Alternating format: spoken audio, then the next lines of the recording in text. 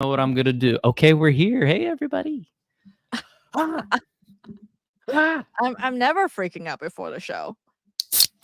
I am always freaking out before the show.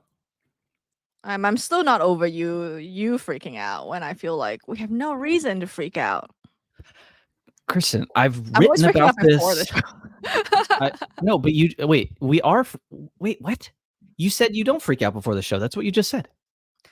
Yeah, but not like right when we go live. Oh. Yeah, because but then the show starts and I'm like, oh, okay, cool. Whatever it is, whatever will be. And we have 3 people joining us. What's up, Welcome, everybody? Thanks for welcome. dropping in. Yeah, buddy, Dirt Hippie Mm. in the chat. Okay, so we're talking about wonder today, and I wonder where the conversation will take us. I was thinking you would start with I wonder blah blah blah as a starter, and I want to clarify, right? We're not talking about that kind of like I'm wondering what's gonna happen next kind of wonder, right? We're Yeah. talking about a much greater sense of wonder. We were even talking about word choice of what to describe that. Yeah, I mean, I actually think the two kind of concepts are pretty linked together, but that was mostly for the dumb bit, not because that's what I want to spend my time thinking about. Although I wonder about a lot of stuff. What's up, Zod? The bot? Just kidding. If you're a bot, tell me your favorite sandwich. Or if you're not a bot, tell me your favorite sandwich. But you're probably a bot because you're from Twitch. James, thank you for coming back. We appreciate prodigal sons and daughters and everything in between. Yeah. Howdy to you too, Crip. Yes, to Gwen. How you feeling? Yesterday, the other day was rough. Yeah. Kristen, what's on your mind? Oh, hi Zod, who is not a bot. I was just gonna say that we should not assume that people are bots. That is not very nice in this day and age. I am jaded and cynical, but yeah, no, I get that. I'm not cynical, but I am jaded. For all Zod knows, we could be one of these super good deep fake bots ourselves. I am. Yes, I'm strapped up to a machine right now. Hi, Tory Stories. Yellow, thanks for joining us. There's something really satisfying about Tory Stories handle. Because it rhymes? Yes. We can think of some rhyming handles for you. Zod, it's not a trick question. I am sorry. I'm sorry for being a little rude. Just every time we get a comment on Twitch, it's from a bot trying to get us to download something on our machine. And so I got a little frustrated. That's totally on me, dude. Exactly. And Zod, we have a few viewers from the YouTube side that we're referring to as well. So thanks so much for joining us from the strange foreign land that is Twitch that we multi-stream to. Imagine we break out on Twitch when all of our chat is on YouTube. Oh, that would be wonderful. So why do we come up with this topic, right? I feel like the unspoken thing is that right now we're in a place at a time where people feel a lot of emotions. And of course, I think we should feel the emotions, but also be aware that perhaps entities is what we end up using. I realize it sounds like aliens, but other groups of lizard people. Yes, they benefit us from riling us up. So therefore we accidentally lose a bit of agency when we do get riled up. And one thing that we can do to reclaim our sense of agency is through the sense of wonder, because it helps our minds stay curious instead of being dragged along and tugged away into various corners of the world. What do you think about that? I mean, I think it's a nice way to say that everybody's trying to fricking sell you something today, which is I respect the hustle, but we figured out in the past decade that you can sell stuff a lot better if people are either in your cult or really, really upset in some way. And I, as somebody who spent most of their life being reflexively rebellious, and then realizing later that that's also kind of being controlled by somebody else, and instead of choosing what I want to spend my limited time and energy on, it just is not how I want to spend my day to day. And so thinking about wonder as kind of like a unifying principle for this episode for me is like one, a way to just reset all of the like reset energy levels, but also just kind of like reset my frame of reference for what I care about. And it's so obvious to me how much happier I am in my day-to-day life if I Mhm. spend chunks of time focusing on stuff that I like truly enjoy instead of just Mhm. like junk food dopamine. Mhm. But also like truly care about even if they're hard or complicated or even like challenging things to feel. Because Mhm. like we're big fans of emotions on this show. Like I'm a big emotion stan, but like only for the things that like we actually care about versus have been kind of sucked into the vortex of caring about, if that makes sense. Totally. So I have this note text file called "Left to My Own Devices." Like, think Okay. about What is that? this. Eh, I think I started from a conversation with you about like it's the dream, right? It's of like, okay, somehow everything's taken care of and you're off in a cabin in the woods. What would you do with that time? And I feel like Prep. it's been a really great prompt for me to like figure out what what I would wonder about and explore if I don't feel like financial pressure or like social pressure Uh-huh. or whatever.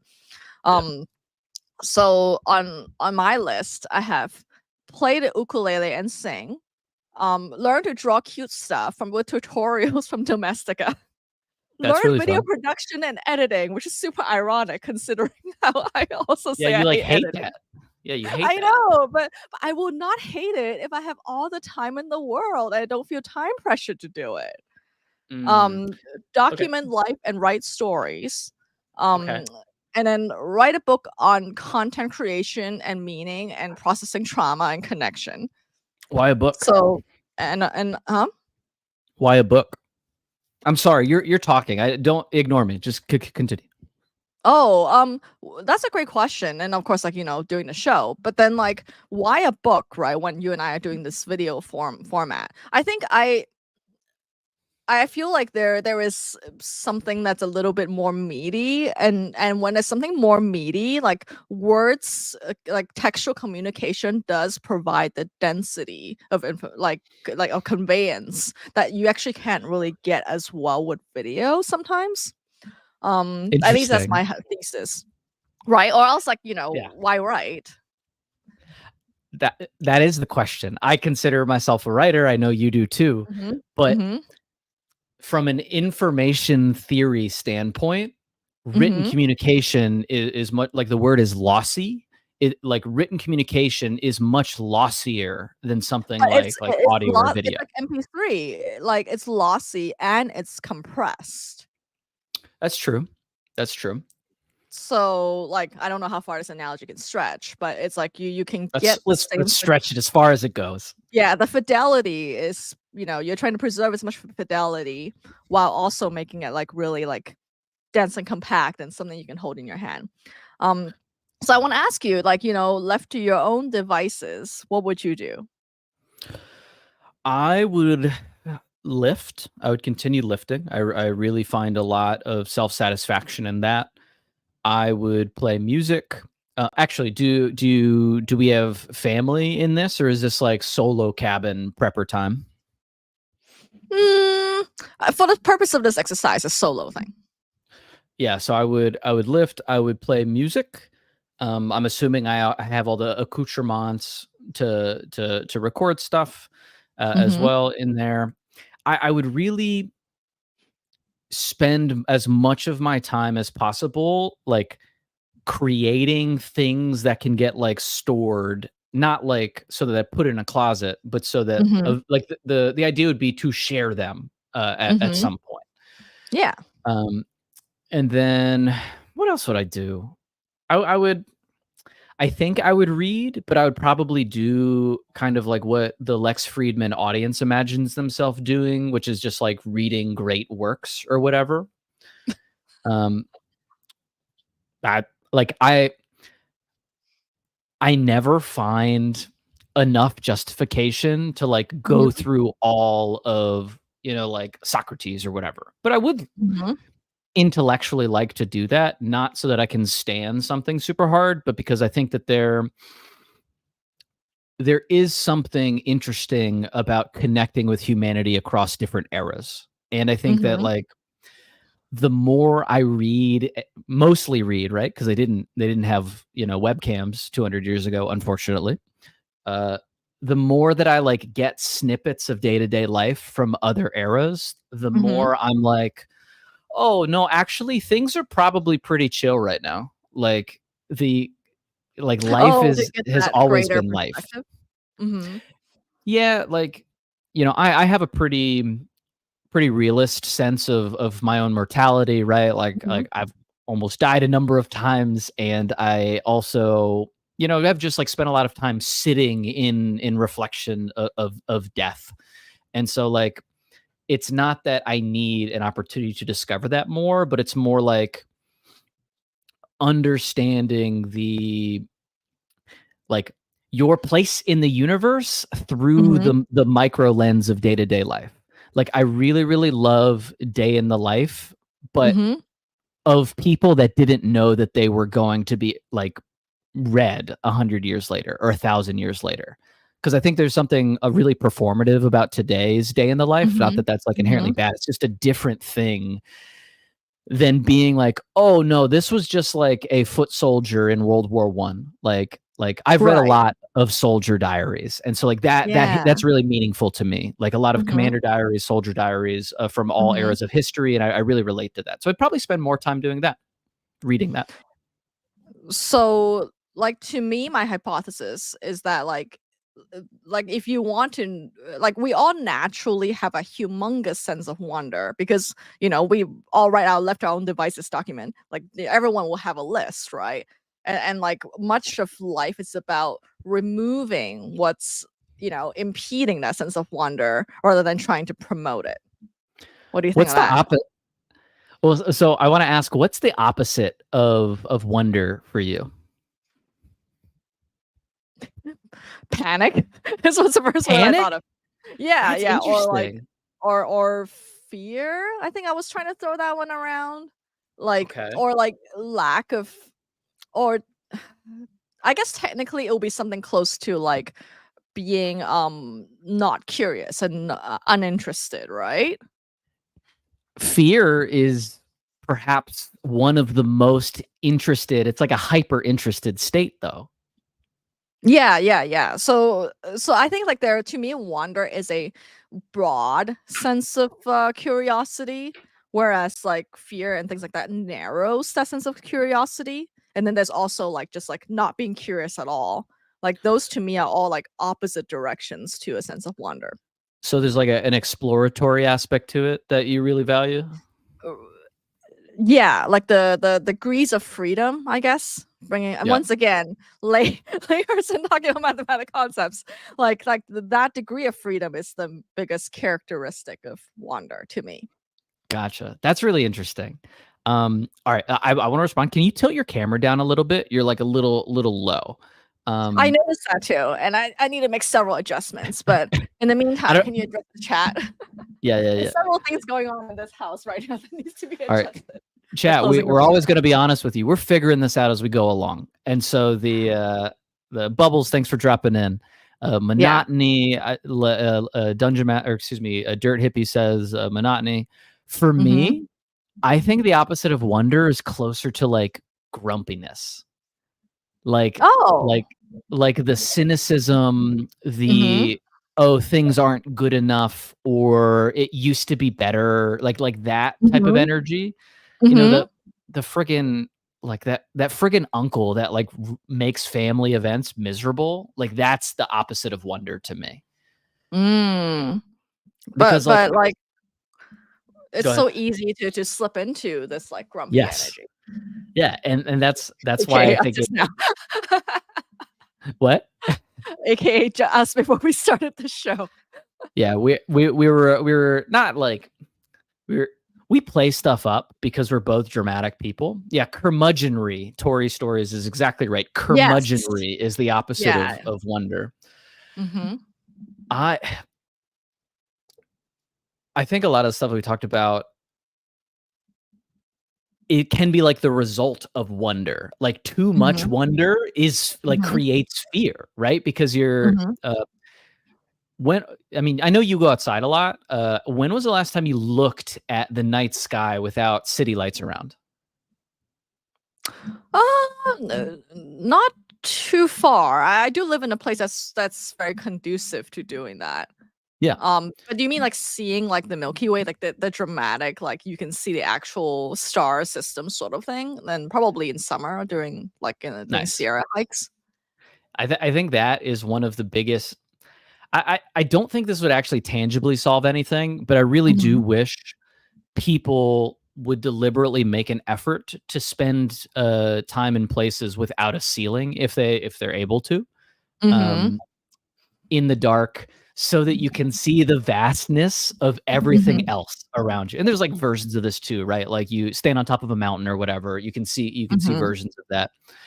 Yeah. The dark park, I've never heard of that, but I love hippie. Yeah. Um, Thanks for joining us, Bubbles. Yay. have you ever worn night vision goggles? Once, Oh, okay. because yeah, I worked next near a vision lab when I was in grad school, and they have night vision goggles because they used it in these like totally dark experiments. So did get to Sick. futz around with it.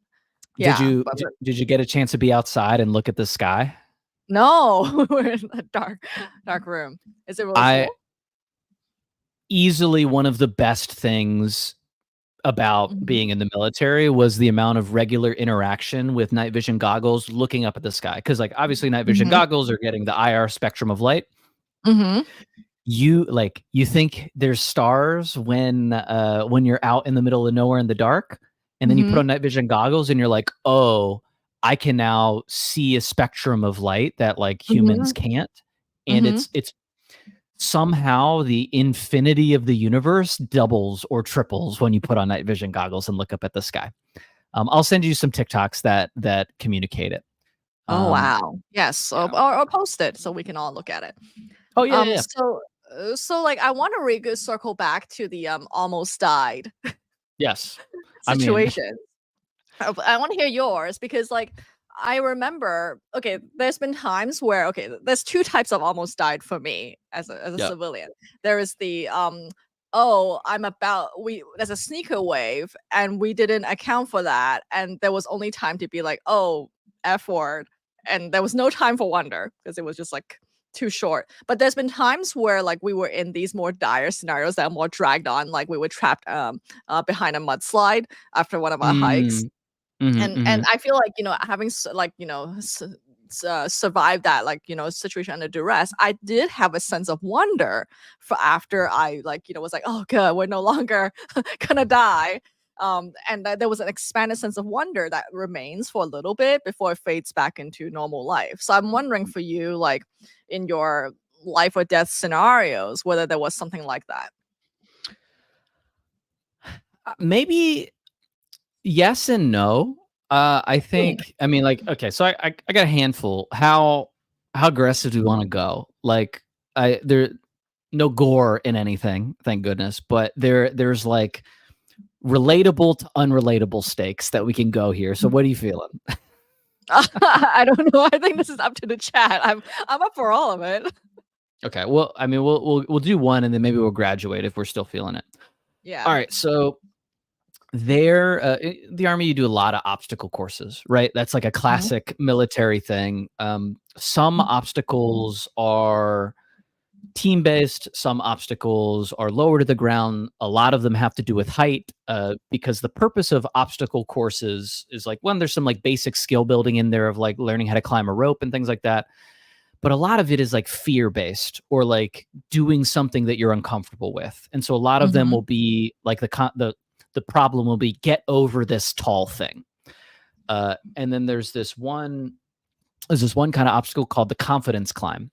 And the Mhm. confidence climb, take a normal ladder, make it 7, 8 feet wide in terms of it, turn Mhm. the ladder into timbers, and then make the space between the rungs of the ladder be like 5 feet. So like pretty easy to like when you're standing on one rung to reach the next one. But there's a Mm. moment of, hey, I have to sit up and then stand on this thing to reach the next one. Mhm. Uh, and so like 4 to 5 feet. 5 feet might be a little big. But so like that's not that hard to do when you're like 5, 10 feet off the ground. Mhm. But the point of the confidence climb is to go up, 40, 50 feet in the air. And Mhm. so like it's exclusively a thing to make people that are afraid of heights deal with their fear. Mhm. Oh, and you're also not allowed to touch the side, so you can't like stabilize yourself with the side of the ladder. So you're just like you pull yourself up onto this like log, and then sit up, and then stand and try to reach the next one and climb up. Not complicated, like it's like a fear versus a technical obstacle. All those physical part. Mhm. And then at the top, you have to flip over the top. And so going over the top is usually the scary part because there's Mhm. not a top, another one that you can use to balance. And so every time you go over the top, at least if you're me, you feel like you're going to die because you're just spinning 50 feet up in the air and then you have to come back down, which is like also just as scary, but it gets easier as you go. And so the confidence climb for me, there was one particular time where we did it in the rain. We're not supposed to. Uh, and at the top, I was just not paying attention because I kind of dissociate when I do height obstacles. And as I Mhm. like went over the top, it was rainy and I like slipped. And I didn't fully slip. I didn't fully let go, but I was just like, Mhm. "Oh no," as I like went over and my grip basically like I fell onto the next rung. And so like I've Oh. I fell maybe the equivalent of 4 feet, but it was Mhm. 4 feet, 50 feet in the air. And so Yeah. like I flipped and I fell and I like landed on the other one. And I was like, "Oh, that was gonna be bad." And Mhm. then I went down and, I had to do the rest of my day. That moment for me, like, obviously I've never forgotten it, but like that like gut, "Oh, this could be it." Mhm. Um, Mhm. it it wasn't a moment of wonder at that. It frankly wasn't a moment of gratitude that I was fine. It was a very, I think, human realization of just like, "Oh, you can go splat real easy." Mhm. And and so for me, the sense of wonder kinda comes at the fragility of it rather than the majesty of it, if that makes Mhm. sense. That makes total sense to me. Yeah, I think like there is this like this ideal of like I'll have plenty of time to know when it's time to go, but in reality, it's just like, oh, that's it. No, And I feel like I that it helps. Like this is the cheesy part, right? Because it's always like YOLO or carpe diem. It depends on what generation you're in. Or what do kids say these days instead of YOLO? What's the next thing? Skippity. skibbity. um, but like I think it helps to remember like the memento mori moments to help inject that sense of wonder because it is like amazing that we are alive at this moment Yeah, and it's incredible. The counters us being annoyed at the camera not working. I mean, I took an Uber today, and I was just like, "Yo, Oh, you dude, did? we have a yeah, we have a thing." Yeah, I wasn't gonna make it if I took the train. Um, Anytime I'm in an Uber and I'm just like a Mhm, grumbly, I like stop and I'm like, "Oh, actually, I just had a private car show up to pick me up," but it's like a combo mhm, between like a friend picking you up and like a private driver kind of thing. It's incredible. It's mhm. incredible that this exists. Also Yeah, incredibly so wasteful, honestly, but like it's incredible that we've like figured out coordination enough that we could do that. mhm, and yeah, I think yes to crypto. Would nihilism count as the opposite of wonder? I think so. I think that's why like realization of how close death is to me is the like also the cure to nihilism. What's your definition of nihilism? Um, meaninglessness, right? Like thinking that things don't have meaning or life has no meaning, right? I Am I defining it actually correctly? I like I'm not a philosopher, I'm just a guy that yaps into a mic, but I think the meaninglessness of some things does give me a sense of wonder. Like the fact that we do stuff Oh. anyway. is really interesting Mm. to me. Yeah. I Because do like in get a what lot you're of ways, talking I'm about. pretty nihilistic. Like I don't have a a sense of religion. I don't think that there's an objective moral framework for the universe. And so like for me, it's about projecting your own structure of morality and utility and joy onto the world that you're kind of like living in. And so for me, nihilism isn't necessarily like I can see why it would be for some people away, like Mhm, sucking joy or sucking wonder away. But for me, it mhm. isn't necessarily the case. So, but here you're talking about making your own meaning, right? In that Viktor Frankl logos therapy sort of way, Yeah. who wrote Man's Search for Meaning about his time in the Holocaust. Yeah. So in a way, you are not nihilistic because you created meaning, whereas I thought nihilism means that you don't. There's no created meaning either. Oh, that's fair. That's fair. I guess like strict nihilism doesn't leave the possibility of bringing your own set of meaning to Mhm, things. mhm. Yeah, I know here we have the official definition from Gwyn Oh, that I'm so just so gonna that that is pop on the that is screen. closer to what I'm saying. Pessimistic side, there's no meaning, but no meaning when we create, making the R so advertise. Really? Okay, sorry about that. I didn't know that that was actually the official definition. Also, we have The two friends joining us in this not Discord in Twitch today. Well, two hell friends yeah, and a bot that's a who record. who did ask us for our Discord handles. So Yeah, no. Oh, that we're was a totally different good. person. I trust that Yeah. initial person, but I think they left. Yeah, Zod is real. Oh, by the way, Zod, are you from Farcaster? I'm curious how you found out about our stream if you're still I on. don't, I don't think they're here anymore. I think they Oh, left. It's just Fremon holding down the no, fort. no. That was That's okay. we should have asked. We need to do our market research before people pop off next time. Yeah. Well, we can wonder about it later. Yes, yes. So, um, I have in my notes here the word whimsy and awe Yep. as adjacent or Aw. similar. Yes. And then, like, I remember when you were asking me, like, what do you think of whimsy? And I was like, oh, I have plenty of whimsy. Oh, I like for a second just now. Um, I think within my friend group, I'm probably one of the most whimsical in that they never know what weird project I'm up to, including this one next. Um, how do you identify with the word whimsy? Because I think it's easier for people to access that than wonder. Yeah, I mean, like wonder definitely has like a sense of gravity to it that most people are uncomfortable with. I think people are really Mhm. uncomfortable with weighty words because we Mhm. don't because you have to care about things in order to give things weight and meaning, and I think that's a Mhm. scary proposition for a lot of people. Oh, we actually got to talk about the death of earnestness online Mhm. today. But so, Yes, okay, we do, especially when someone here is John here is world peace maxing, and I how do we get to I world peace? So I got a earnestness is on max in this chat today. I got a spicy take for world peace. We can go that way, or we can go whimsy. What do you want to do? Um, I want to hear the spicy take on world peace because I don't know when else we'll talk about it.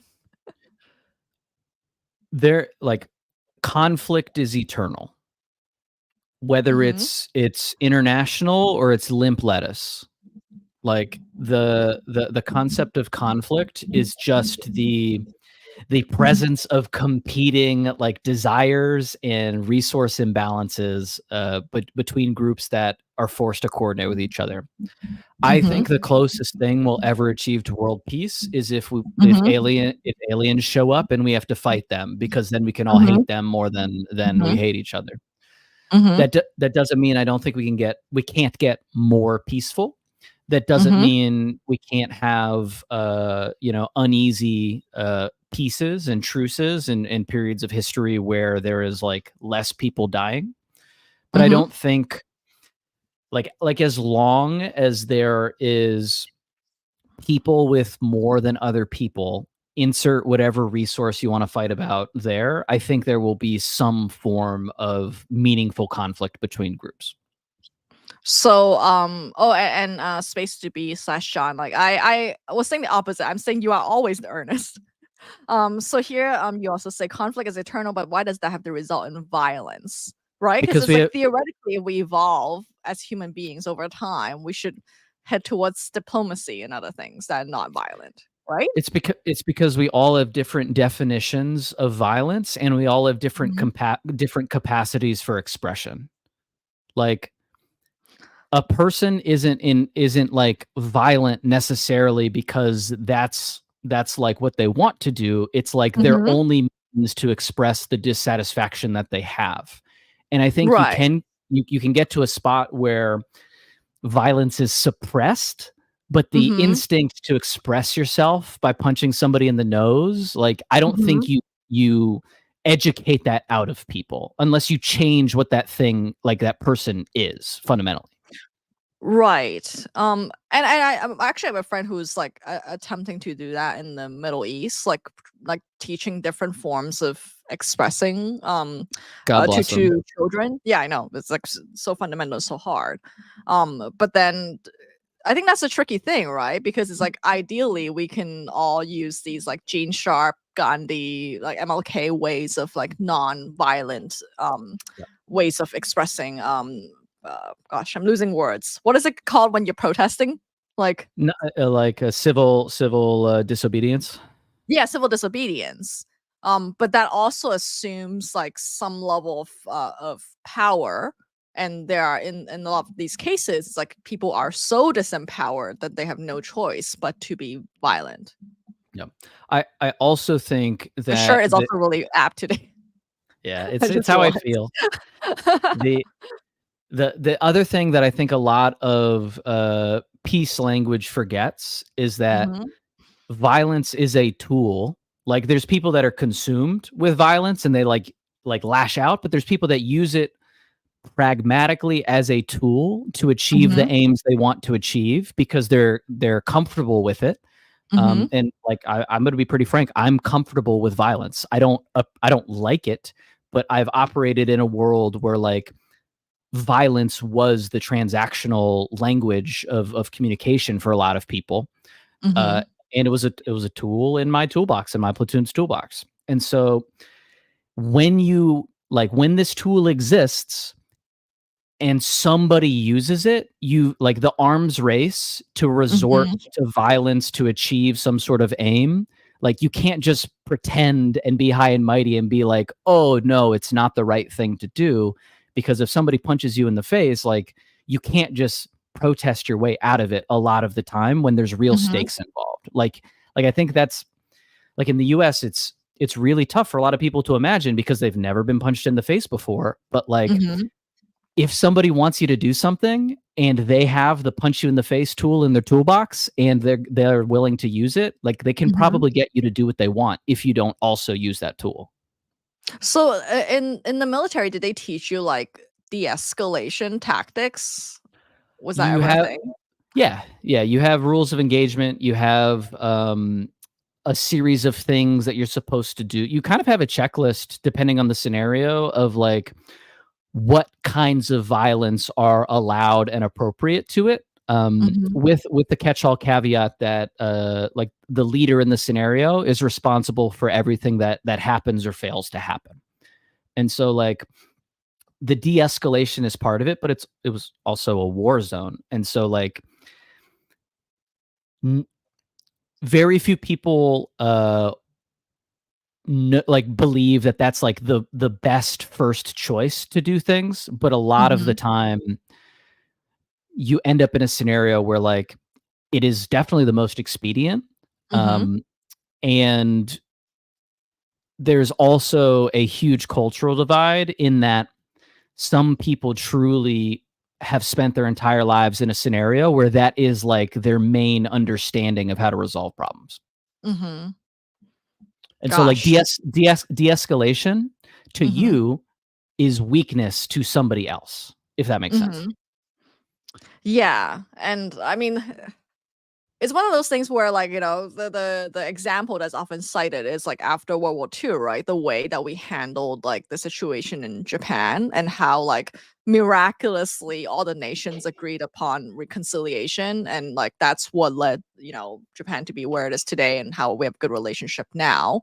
But it was such a radical thing to do at the time, considering the harm that was done. So it's sort of like, I feel like if we can all learn to do like some sort of de-escalation, even with ourselves, like that would probably be more willing, like likely to lead to world peace of some kind. I mean, it's like really arguable that the Marshall Plan, which was like how we rebuilt Europe post World Hmm. War II, is Hmm. perhaps one of the single greatest successes in uh, stopping another devolution of violence from happening again, at least in terms of the Hmm. timelines we've been dealing with as like a modern humanity. Hmm. Tori says, I'm okay to be seen weak to someone else if I'm strong internally, but I'm an airbender, not Earth. I mean, it's like You have to understand. You have to explain the Avatar reference because I still haven't seen Avatar: The you haven't Last seen Airbender. Avatar? I Even the know it's Zoomers on my watch Avatar. backlog. You I would had a think that I Zoomer. would have seen it. I had a Gen Z kid, a family friend, explain to me. Mhm. Well, they asked me if I'd ever seen Avatar, and I asked, like, "What's that?" And they're like, "Oh, it's this like boomer old cartoon I saw, but I actually really liked it. I was surprised." I was like, "Oh, jeez." Oh Uh, no, I'm already well, but they have a new live action series, right? Like, but I think I've been told to only watch the original cartoon. cartoon is by far the best. Live action, not my bag. But I didn't Mhm. love the live action One Piece either. Um, Oh. yeah, I just it was odd to me Mhm. because they didn't adapt it to live action. They just like did the anime scenarios in live action. So Mhm. like it honestly to me felt a lot more like a horror movie because like a Mhm. lot of anime dramatics in a like IRL setting is nightmarish. Right. So, like, I want us to talk about like how to set up environments that are conducive to wonder. So you can see with this beanbag, right? That I'm trying to. Well, hopefully, eventually, Cameron will have a matching set, and it One will day. look like we're a couple of buddies hanging out in the butthole, which is what was called a man cave in The Good What a Place. transition. Because I Oh, feel like buttholes, Budhole, yeah, is no, that's not an making it through. environment, Yeah. huh? No, continue. Oh, or a Ignore man me. cave, or a she shed. Like No, these are it's like but essentially environments that are sheesh. conducive. Have you heard of that? She shed? I have not, but now I have, and I can't Oh yeah, unhear it. it's the women's equivalent of a man cave. Oh, no, I got it. I got it. Yeah. So, but they are like creative environments to some extent, right? Or like relaxation environments. And I feel like Tori, these. go Oh ahead. yeah, Go ahead. Sorry. yeah, hige, exactly. I think hige, Huge. or is like Huge. it's pronounced huga actually or something. Um, Huge. is so important for fostering like wonder. What's Huge for the chat? Um, is it Danish? Oh shoot, or is it Swedish? It's Like it's definitely it's one of those Scandic. I don't know. Scandinavian. Yeah, Yeah. yeah, words for like cozy. Yeah. I guess that's the closest translation I have. Tori, Yeah. please translate it for us. The um I don't think you need to be comfortable to feel wonder, but I understand the impulse or like that being one of the conditions. Um So how did you maintain a sense of wonder when you were like in a war zone? it was way Like this is a easier. very extreme example. It's way easier. Oh, Like oh, 'cause right, everything matters. right, Like, right, right. okay, Okay. like while deployed, so there's a real actual there's like a problem that veterans have when they get out of the military in that they go from all of their decisions mattering a whole freaking lot Hmm. to most of their decisions not mattering at all. And Yeah. so the sense of, oh, I used to make life or death decisions for breakfast. Mm-hmm. Like switching from that to like, oh, I got to get my red stapler and listen to this stupid middle manager so I can like increase, I don't know, basis points or move shit around a warehouse or whatever. Like Mm-hmm. that's one of the big chunks that cause the high veteran suicide rates that there are. Mm-hmm. And so, Mm-hmm. and I felt that, I still feel that. Like I love what I'm doing. I love building apps. I love, you know, making the show and doing all that. But like a lot of the days I wake up and I'm like, all right, I'm moving pixels around on a screen. Like what? Yeah. So And so how can we like inject more meaning into that, right? If you can figure that out, you can help a lot of people.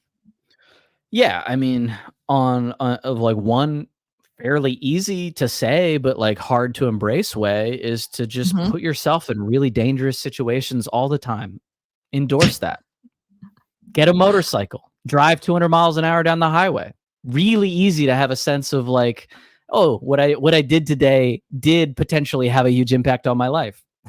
I mean, yeah, that's the adrenaline junkie way, which, yeah, like, I can do that every weekend, but as you know, like most of our days is spent in front of a computer, right? So that's what you mean, like coziness is like the other extreme that helps because it's like you can either be like extremely like, hyped up or you can be extremely relaxed and these states to me lead to a sense of wonder a lot more easily.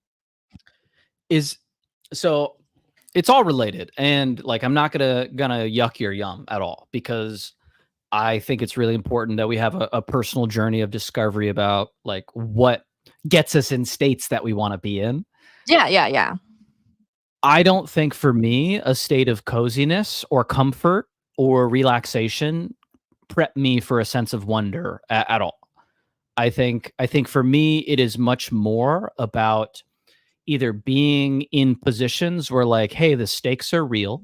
Mhm. A less goofy version of the motorcycle thing is to sign up to be an EMT or something like that. Like Mhm. in healthcare, especially emergency trauma responses, like Mhm.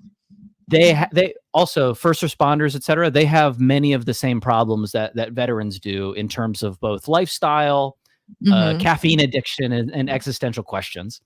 Right. Um, for me, the most consistent way that I get a sense of wonder is being near really physically large things, both Mhm. in nature, but also machines.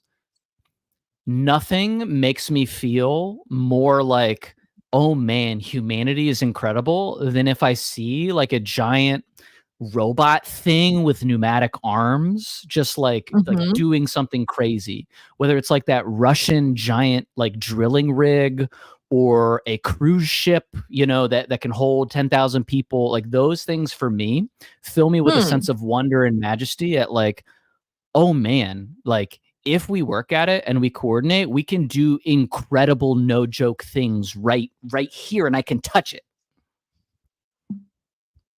I know Definitely, that's like not what you were going for, but that's how I feel. I'm like, I don't wanna yuck your yum either.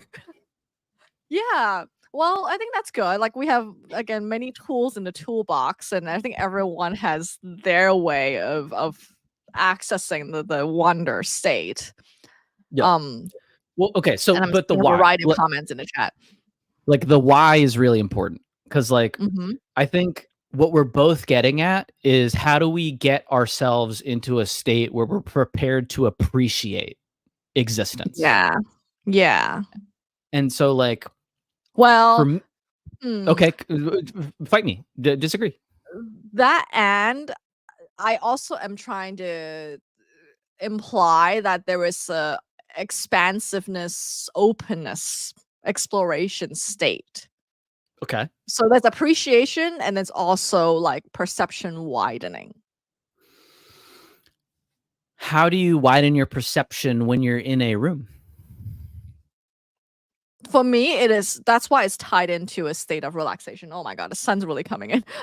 So it's like a state of relaxation like helps me a lot because whenever I am over, as you've seen, when I'm overly tense, that's when the wonder meter shuts off, right? So for me, it's When you're really important to address that.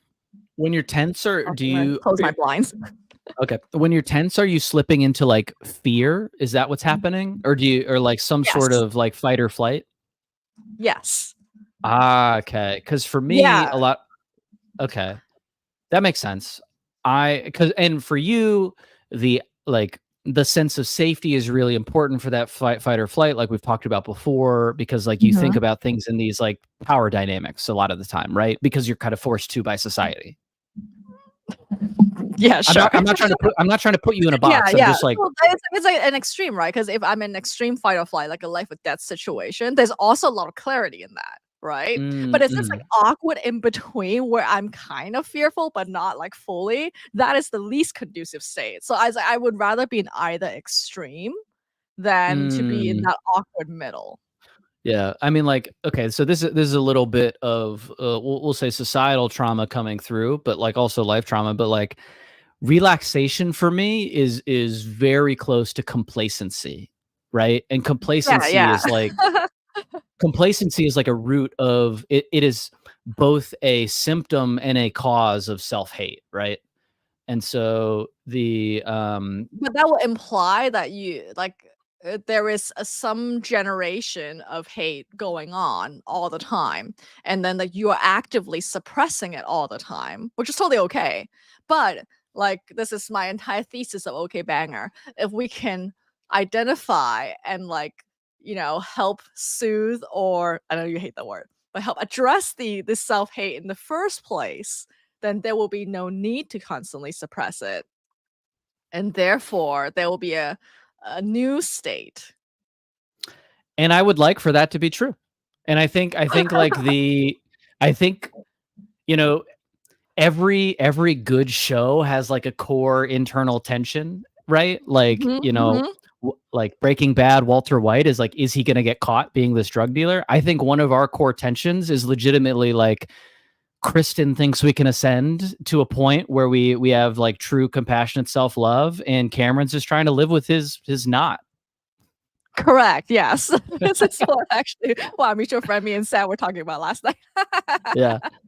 Yeah, no, Um, I got that evil in me, man, and I'm just trying to figure out how to live with it in a way that like I can still enjoy my life. I want all of these things we talk about to like mhm, ultimately result in me being beyond that, but I'm mhm. not relying on it. You know what I mean? I'm not betting on it.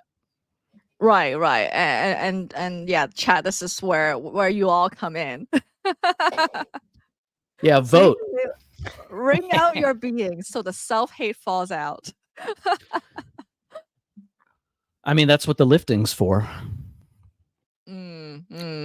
Actually, you did mention like wonder, comes from lifting, and I when you mentioned that last night, I was like, huh? Like, what does that have to do with each other? So, can you explain the relationship? No, I don't understand. Like you were, because I was asking you like what has produces a sense of wonder, and then you were mentioning oh music and poetry and also lifting, and I was like, huh? Oh, What does lifting have to do with it? lifting is a micro, like lifting weights, working out Mhm. is a micro cycle of birth and death. Mhm. Like every time you do you run through either like a workout cycle or an individual lift, Mhm. you are living out the human struggle in a microcosm. When you push, the world is pushing back, and you are alone in that moment trying to figure out if you can overcome the challenge that is in front of you. There's Mhm. like a ton of different, variables and details in that, but like at its core, it's life is this cycle of doing things, and then hopefully you do things that help you get like better at doing more of the things that you want to do. And Mhm. lifting is using your body to overcome micro challenges so that ultimately you are stronger. And I don't necessarily buy into this part of it, but like stronger, more beautiful, more aesthetic, like all like just better than the version of you that existed before in whatever definition that you are trying to like go for. And so like that's why it fills me with a sense of wonder in that like I can go in and I can Mhm. just like move weights around, some like using a program that I've like studied or put together or gotten from somebody. And you combine that with like eating the right fuel, getting the right Mhm. amount of rest, Mhm. and myself, like, I'm fundamentally changed afterwards if I get the Mhm. pieces to align right. Mhm. And like, I think the part that brings it all together is that you can't rush it. Like, you can, take steroids or whatever to quicken things, but, like, for the most part, Mhm. there is a total throughput that your body limits you with, so you can only do so much to get so much stronger in any given amount of time, right? Because you need Mhm. recovery time. Mhm. And the fact that we have this, like, wrapped up in basically a nice little, like, present box with a bow version of all of our lives struggles is wonderful to me. Mm. Do you think about all that while lifting, or is this like a afterwards Sometimes. or oh. Y yeah, so I like and I actually also, I also really like the Fight Club quote of "Self-improvement is masturbation." Like, I think that's really funny, because it's a bit of a truism. Mhm. Uh, and so, like, I can understand why somebody would say that in earnest, right? Like, I don't fully subscribe to it.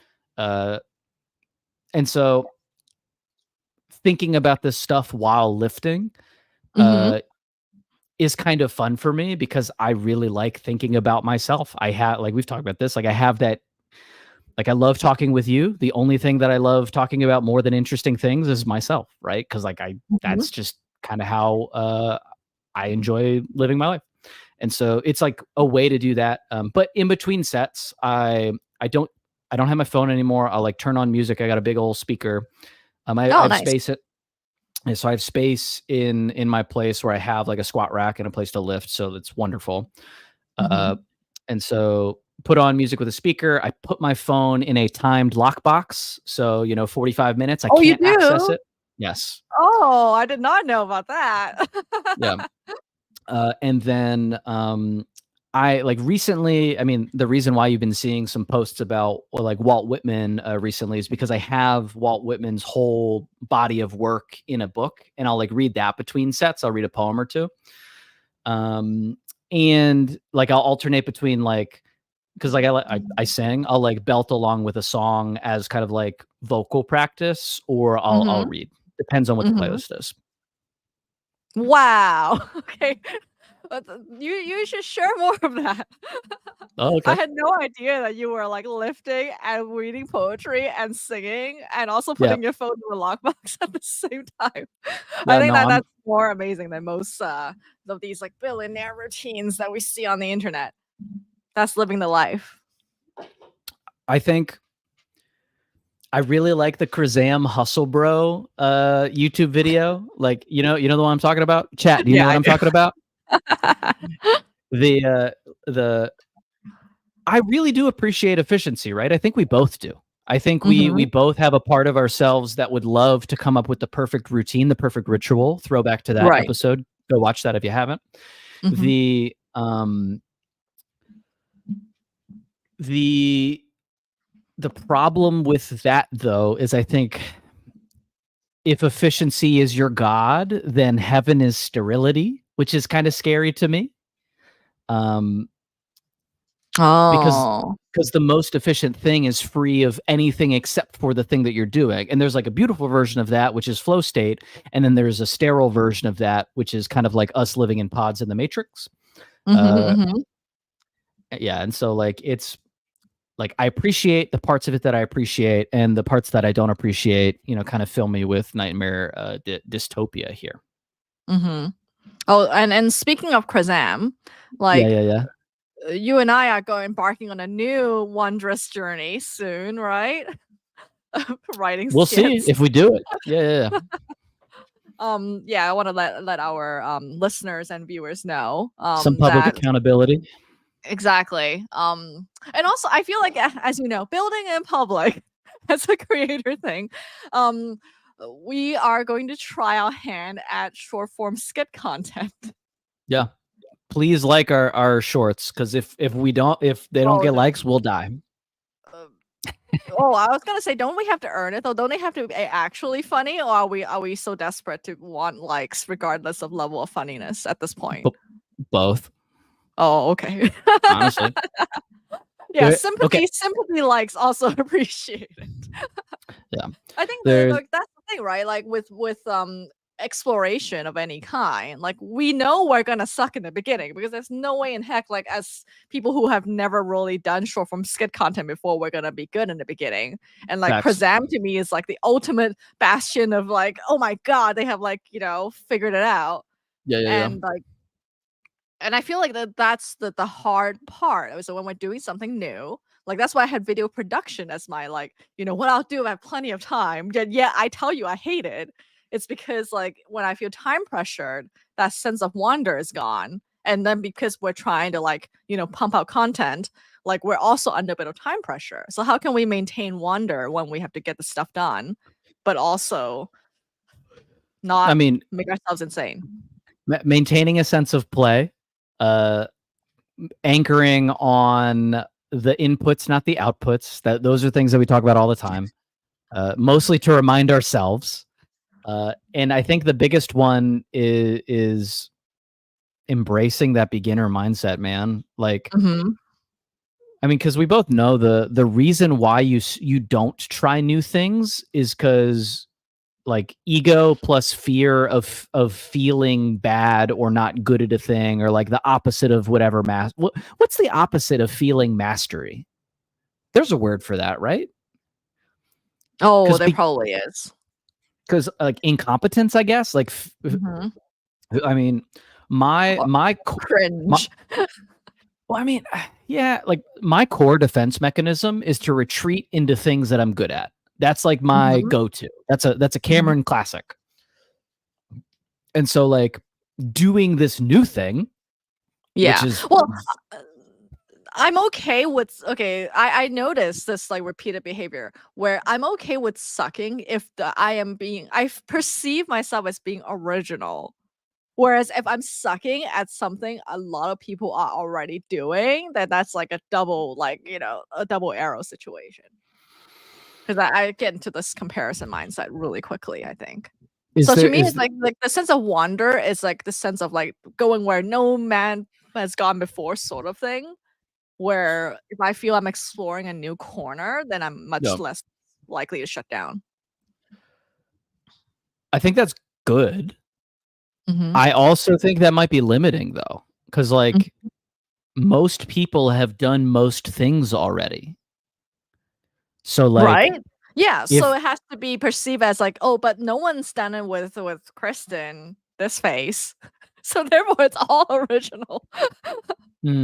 so I mean, so if we're I'm actually a big fan of tricking yourself into being confident. Like I think that Mhm. is a very useful thing to be able to do. And so I'll just like maybe float the idea that everything you do has never been done by somebody with like your life path and experience. So you Mhm. should never feel any type of imposter syndrome because you're working with a specific, like a completely new rule book compared to everybody else.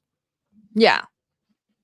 I think so too, and yeah, that's why I'm trying to gain more confidence in singing too. Is like recognizing that, Mm. like our body, like our voice, is the instrument, and so like well, if you have your own custom saxophone, like you're Yeah. not gonna be able to expect it to play it the way that like if someone who's really good can do it. So I need to be more comfortable with mastering something that only I have access to. That's, I think, one of the most interesting things about music to me. Hmm.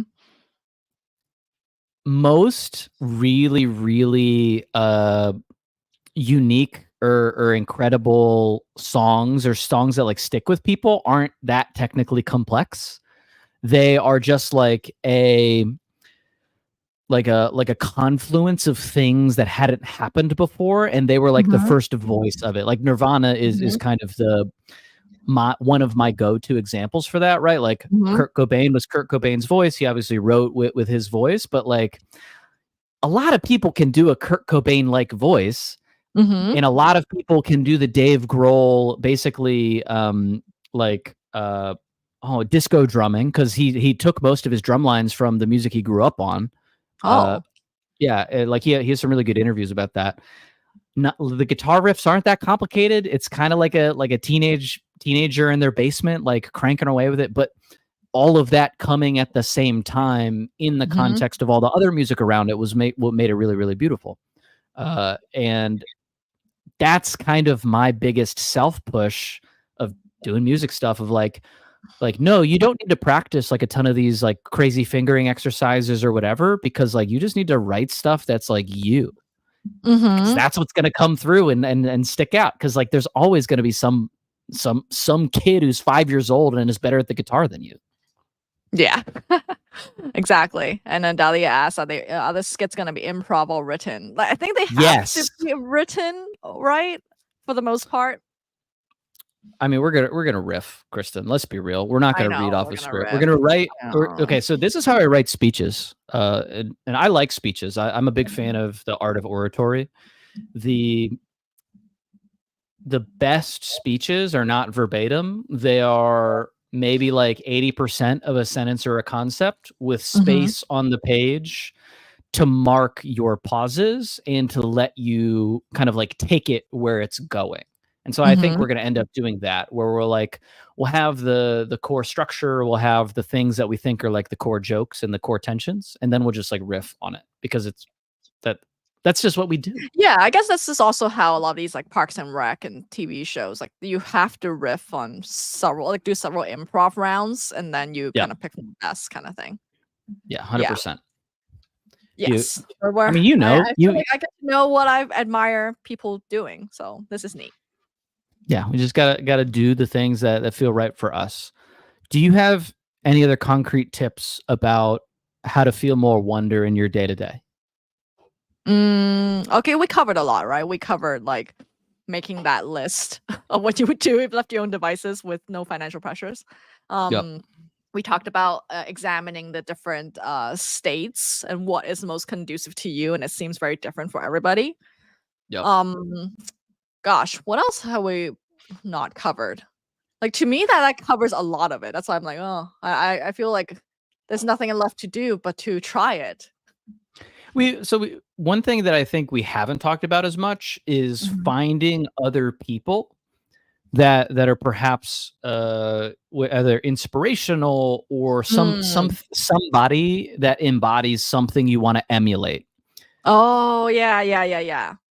Like I often say Maria Bamford for myself. Yeah, can you explain why? So Maria Bamford's a fantastic comedian with mental illnesses.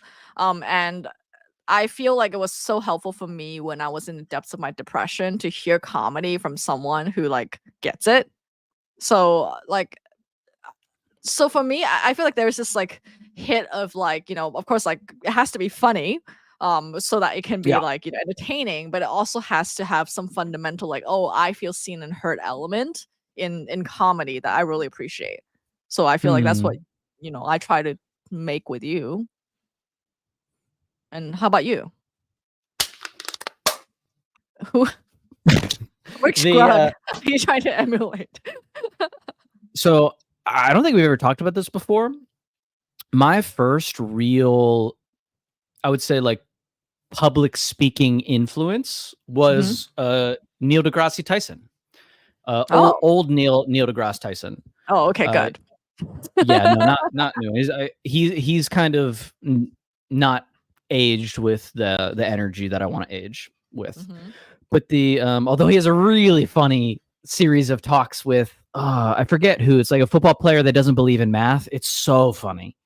Oh man, if anybody knows that, please drop it in the chat. I'll try to find it. But it's rough. But anyway, so Neil deGrasse Tyson was the first science communicator that I like came across on the internet. And as a kid who like loved science fills me with a sense of wonder too, of like, oh, all of these things that I see in my life, you can like figure out most of it, and you can like replicate most of it, or at least a lot of it, right? And that was always fascinating to me as a person who has always felt a sense of, I don't know what's happening right now, and I really wish I did. And so I studied physics and math, and so I would, watched Neil deGrasse Tyson stuff in high school and in college, and he actually came, and I got to have a conversation with him at my Mhm. college, which I really really appreciated. And I just respected the hell out of his ability to communicate a complicated thing Mm. with, at least at the time, a sense of majesty, right? Like he kind of him and Elon kind of says this too. Like I'm not an Elon stan, but I think he's really right in that space gets people really freaking hyped, right? Mhm. Because Mhm. wrapped up in space is this sense of infinite possibility and Mm. discovery and Mhm. unexplored frontier, and frankly, unexplored frontier without all the baggage of exploration on Earth. And so, Mm. like, and so it's like one of the last refuges of, hey, I unironically want to go places that other people have not, which is I Mhm. think like a core drive for a lot of adventurous people. And so Neil deGrasse Tyson's ability to like Mhm. get people to not just understand, but be interested in a thing that, like, frankly, people aren't traditionally that interested in, at least the way that they're taught growing up, was the first example of somebody that, hey, you could really make things in my eyes like better by just talking to people. And Mm. that was really inspiring and filled me with a sense of like wonder and awe at the voice as a tool for coordination and persuasion. Wow, that really changed my perspective on Neil deGrasse Tyson because I've only known his more recent stuff, which I was not a huge fan of. But I think we He's a should grump. explore science in the upcoming episode. I think that's I have lots to share there. Oh Um, man, that could be lots fun. lots of opinions. That could So be fun. I'm gonna play us off and let's say goodbye to our chat for now.